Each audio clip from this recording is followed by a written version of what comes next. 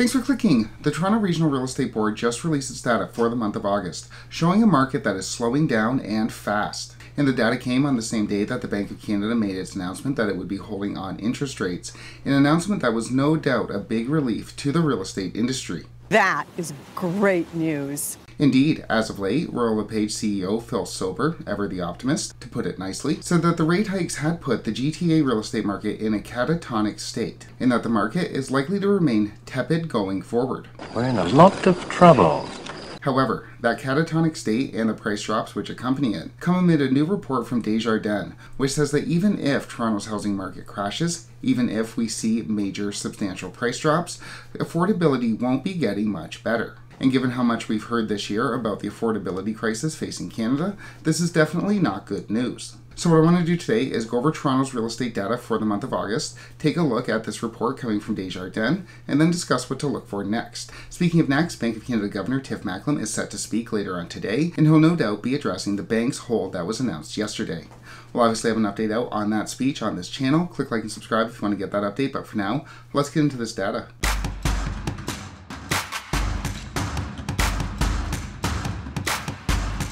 On to the data. First up, the benchmark price. The benchmark price, that's the price of a home, which represents the most popular set of features.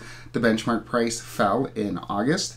In July, Toronto's benchmark was sitting at $1,161,000, and that dropped down to $1,141,400 in August. So that's almost a $20,000 drop in the benchmark price in just 1 month's time. And the average price also saw a substantial decrease as well. The average price in July was $1,118,400, and that dropped down in August to $1,082,500. So that's almost a $36,000 drop in the average price in just August alone. And the median price dropped even further.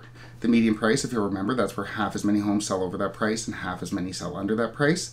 The median price in July was $974,000, and that dropped down over $40,000 to $933,250. So that's nearly a $41,000 drop in the median price in August. And Toronto saw a bit more inventory come to the market relative to demand.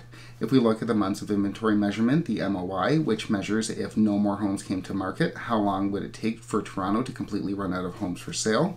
The MOI in July was 2.1, and in August that bumped up a little bit to 2.2. So if everyone in Toronto just decided to stop selling their homes tomorrow, Toronto would only have 2.2 months before it completely ran out of homes for sale. And finally, the sales to list price ratio was down as well. The SLPR, if you'll remember, that measures by how much over or under asking a home sells. So if a home is listed for $100,000 and sells for $95,000, the SLPR would be 95. Toronto's SLPR in July was sitting at 102, and as of August is now sitting at 100. So, on average, homes in Toronto are now selling for their asking price, which hasn't happened in the GTA since February. Life gets much harder. So, in August, we have the benchmark price down about $20,000, the average price down $35,000, the median price down $40,000. We have a bit more inventory coming to the market, and homes on average are no longer selling over ask. And the declining prices make sense when we look at the massive increase in listings, with Toronto seeing a 16.2% increase in the number of listings coming to the market since this point in time last year. So we have a major increase in new listings, uncharacteristic for this point in time in the year, and as a result, we're seeing major price drops all across the board. Yet, despite the slowing market and the obvious price drops that we're seeing, a new report from Desjardins says that even if Canada undergoes a severe recession, a real economic contraction, and Toronto's house prices drop precipitously, housing won't be any more affordable in the GTA. You get one way or the other. The report starts off by outlining its worst case scenario for a recession in Canada, which would look like a 1990s Ontario recession and see Toronto's average price drop by $185,000 by the end of next year. By the end of 2025, the following year, under this worst case scenario, Toronto's average home price would drop by $340,000 from July 2023 levels. Under this scenario, Toronto's price to per capita disposable income ratio, which divides house prices by disposable income per head, would only return to that of 2015. So, under this method of affordability used by the OECD, Desjardins is taking the average house price and dividing it by disposable income, the amount of income left after expenses for the average Torontonian. Desjardins is saying that even if prices crashed, if we saw a decline of $340,000, that would only bring back affordability to where it was in 2015. Back when real estate in Toronto was still considered unaffordable, real estate prices were breaking records, and the ensuing bubble that happened soon thereafter in 2016 and 2017 prompted the provincial government to try to cool the housing market. And remember, this is Desjardins' worst case scenario. If the recession is really bad, if we lose 500,000 jobs, then real estate affordability will only be returning to 2015 levels, which was still considered unaffordable back then. Well, sir, sounds fair. There are other better case scenarios, better case as in the recession isn't as deep, listed by Desjardins, and under those scenarios, housing is even less affordable if the recession isn't as deep. You get And Desjardins' notion that house prices in the GTA have outstripped income by so much that even a crash wouldn't bring back any major noticeable level of affordability is definitely backed up by the data.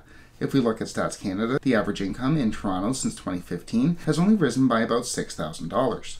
Whereas the average price for a detached home in Toronto in 2015 was $825K and is now $1.4 million as of July's data. Hard work and perseverance.